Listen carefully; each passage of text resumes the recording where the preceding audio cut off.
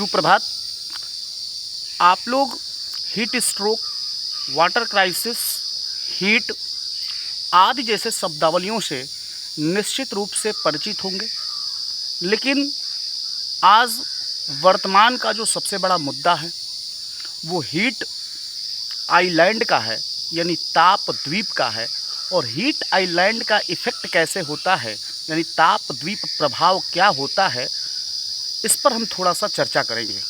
क्योंकि आज मैं सुबह में बैठा हूँ और मैं इस चीज़ को अनुभव कर पा रहा हूँ कि शहरी क्षेत्रों यानी महानगरीय क्षेत्रों की तुलना में ग्रामीण क्षेत्रों का जो तापदीप प्रभाव होता है वो कम होता है। इसका मुख्य कारण क्या है, इस पर भी चर्चा करेंगे और इसके शमन के उपाय क्या हैं। शहरी तापद्वीप प्रभाव क्या होता है, पहले इसको समझते हैं।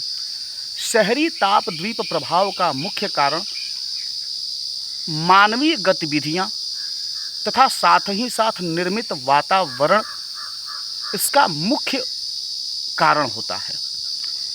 इसका मतलब यह है कि मानवीय हस्तक्षेप की वजह से शहर में यानी शहरीय क्षेत्रों में, महानगरीय क्षेत्रों में, उसके आसपास के ग्रामीण इलाकों की तुलना में वहाँ का तापमान जो है वो हमेशा ज़्यादा रहता है।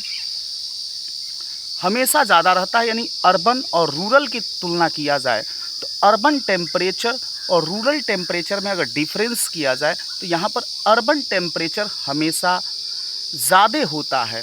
इसका मुख्य कारण आपका बिल्डिंग का घनत्व हो सकता है, बिल्डिंग का घनत्व हो सकता है, अपशिष्ट वायु हो सकती हैं, मानव निर्मित चीज़ें, जैसे मान लीजिए आप ऑटोमोबाइल्स का यूज़ करते हैं। शहरों में सबसे ज़्यादा ऑटोमोबाइल्स का यूज़ होता है। जो गाड़ियां सड़कों पे चल रही हैं वो तापमान को, जो टेम्परेचर होता है उसे वो मतलब कि छोड़ रही हैं, तो निश्चित रूप से वो सड़कों के द्वारा क्या किया जाएगा कि एब्जॉर्ब किया जाएगा और वो एब्जॉर्ब करके रात में उसको छोड़ा जाता है, जिसकी वजह से सड़कों का टेम्परेचर ज़्यादा हो जाता है और वहाँ का तापमान बना रहता है, ज़्यादा रहता है आसपास के ग्रामीण इलाकों को। यानी इसी को हम लोग शहरी ताप प्रभाव कहते हैं, तापद्वीप प्रभाव कहते हैं। इसके और भी कई कारण हो सकते हैं। उद्योग इसका कारण हो सकता है, क्योंकि उद्योग से जो ऊर्जाएं होती हैं उष्मा के रूप में जो निकलती हैं वो भी उसका मुख्य कारण हो सकता है। वहाँ पर हरित वानिकी का न होना, वहाँ पर अनुकूल वातावरण का न बनना, मानवीय हस्तक्षेप एक मुख्य कारण हो सकता है।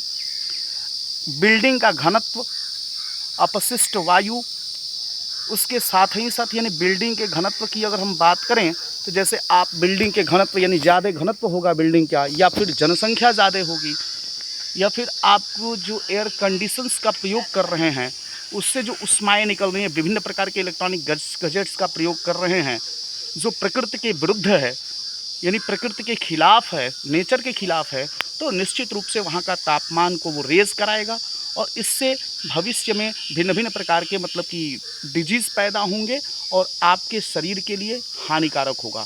और ग्रामीण इलाकों में ताप प्रभाव, तापद्वीप प्रभाव कम होता है, जिसकी वजह है ये आपको आसपास दिखाई दे रहा होगा। ये जो शहरी वानिकी है, यानी ये जो वानिकी है, जो हरे पेड़ पौधे दिखाई दे रहे हैं और ऑटोमोबाइल्स की जो चलने की जो वो है कम है, ये इसकी वजह से डेंसिटी कम है।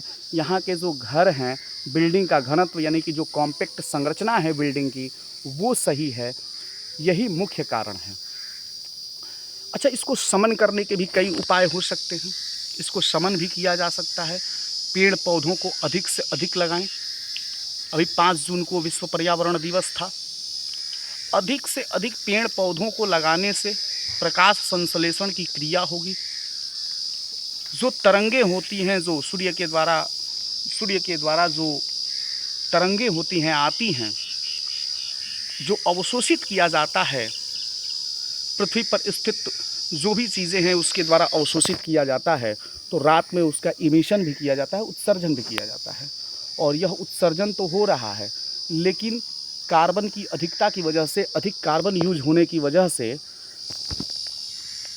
कंप्लीट पूरी तरीके से मतलब कि जो तरंगे हैं वापस जो जाती हैं वो पूरी तरीके से वापस नहीं जा पा रही हैं, जिसकी वजह से ग्लोबल वार्मिंग की समस्या और भविष्य में न जाने कितनी प्रकार की समस्याएं होंगी, इस पर हम लोग चर्चा विशेष रूप से अपने channel brain expert Anshu Tiwari पर करेंगे बहुत जल्दी। धन्यवाद।